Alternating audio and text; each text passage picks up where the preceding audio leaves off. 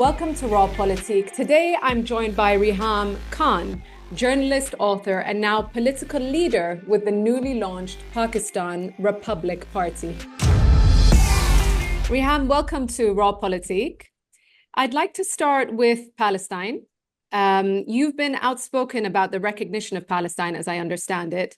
And of course, at the UN General Assembly, we've seen growing momentum for the recognition. How should Pakistan position itself right now on Palestinian statehood?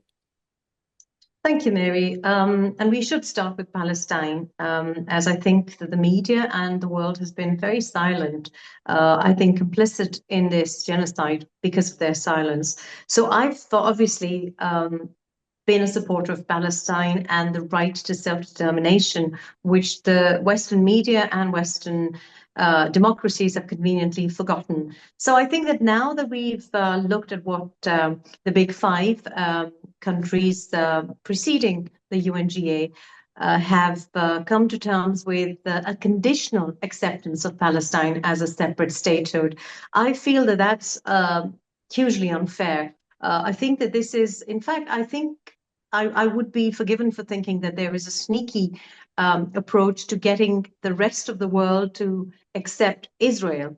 So I think this two-state acceptance is actually more to facilitate Israel and to produce or create an environment where Muslim and Arab countries are forced to accept Israel because everyone's accepting Palestine now. So I think it's too little too late. And for Pakistan, it's a very awkward position, obviously, because we are in the unenviable position of being Trump's favorite at the moment. But it does, as we know, always come with a price when you are favored by the US. So I'm extremely nervous about this sudden acceptance of Western democracies for Palestine. And the fact that it's conditional, I have a huge issue with another nation telling an indigenous people how they should run their affairs. For example, the French have made it very clear that they don't want Hamas to be a part of any solution, and they've asked for elections. And then to top it all off, I think people like myself who have been protesting throughout life for the right and not to stand with the wrong are amazed and appalled by the fact that no other than Tony Blair has been in conversations to lead any kind of transitional authority in Gaza. I mean, that is distasteful. I can tell you that it's distasteful for Muslims. It's distasteful for any Arab population of any country. Might not be distasteful for the rulers, but I can tell you that the public sentiment, we haven't forgotten what Tony Blair stood for during the Iraq War, and I think that is a huge disservice. So I feel very nervous about how Pakistan will position itself. They've been saying all the right things as expected, because of course there is a huge demand for Israel to be described as the genocidal, brutal power that they are. So for Pakistani governments, I think it's not going to be easy if they choose to accept Israel.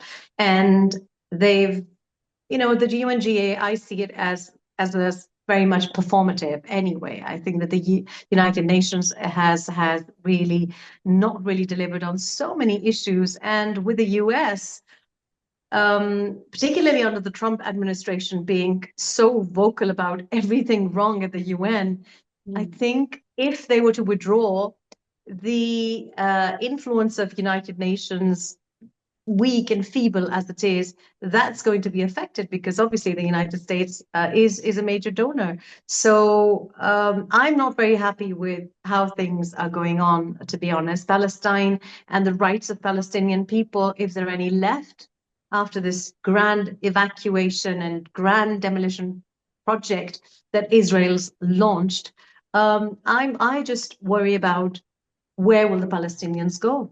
Where will they be housed? Nobody wants them. At the same time, when we're talking about Palestine being accept it as a separate homeland. We're talking about how refugees and asylum seekers and illegal aliens have destroyed the social fabric of US and UK cities and urban centers. And so nobody wants any refugees, but nobody wants them in Gaza. So where are they going to go? Does anyone have a human plan? Because it doesn't seem to me that humankind is at its best. It hasn't been for the last 2 years. Yes, I think you're right. I think we need more states to be taking, leadership on this issue and helping us achieve a just solution to our cause. But you mentioned a few interesting things I'd like to go back on. Number one, Trump's relationship with Pakistan. Number two, the fact that Pakistan has been saying all the right things, but hasn't necessarily been taking action. So what comes to mind is the Hague Group, which is trying to get the ICC and ICJ judgments actually be, actualized. But Pakistan hasn't really joined groups like that. If you were in a leadership position in Pakistan, would you advocate for Pakistan to take a leading role when it comes to accountability for Palestine? Absolutely. I think there are no two ways about it. You cannot be, how is it possible to be fair to both sides? One is an aggressor, has been an aggressor for over 108 years. So I think if there's any confusion, if the confusion arises because people want to hang on to power, people don't want to upset the US, people don't want to, and I think that has to change. People like us, and I think younger people who have protested for the rights of Palestine, who have been protesting consistently through the BDS campaign, who have been protesting and effectively destroying their careers, be it academic or professional careers. Look at London, and I'm so proud of all of these young people from Harvard to London, all of these young people. I think we need to learn a thing or two from them because we have, I think, a lot of our leaders who choose to call themselves leaders haven't really displayed any leadership. Leadership is not about clinging to power. Leadership is not about bowing down to whoever's powerful. Leadership is about doing the right thing and leading by example, even if it costs you your position. I think that leadership is in resignation. Leadership is resigning from a position where you feel that it is against your moral code. And I think that the leaders of today are these youngsters. Just before going on air, I was watching this young lady, a very young girl who was protesting, silent protest in London. And, the authorities, the police, unfortunately, I'm sure that they don't like the job that they're doing, reading her rights to her. And I think that is where we want to go. So if I was in any kind of position of influence, even policy influence, I would, there is absolute clarity. Those who make up Pakistan Republic Party are people who think like me. We believe in standing on the right side of history. We understand why political parties in the UK and potential leadership that could have made the right decisions, for example, Jeremy Corbyn, why they have been effectively removed, why there has been this inside job, because the world is made up of not 0.1% of elite, this elite capture who is making decisions for us. It's on every level, be it a genocide, be it the environmental disaster, be it the data collection, everything. It's in the hands of the very few, to quote Jeremy Corbyn. And that is the problem. So if I was to influence any kind of policy on Palestine, you would not give any other country any colonial power or old colonial power, because I do think that imperialism still exists. I would not give them this liberty to decide the future of Palestine. The French or people sitting in the UK or people sitting in the US, God forbid, may not decide the future of Palestine, of Gaza, of East Jerusalem, or the West Bank.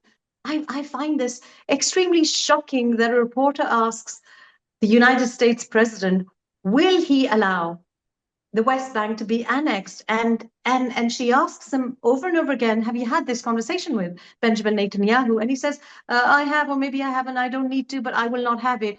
It's because I'm very suspicious. And I think that everyone will forgive me for being suspicious, that you don't want perhaps Israel to annex it because you would much rather have access to the Dead Sea yourself. So who allows them to make these decisions? I don't have the right to make the decision for Palestine. I can't cut it up like a birthday cake and say, okay, you can have this and you can have that. These are the indigenous people whose rights to self-determination have been violated, withheld for years.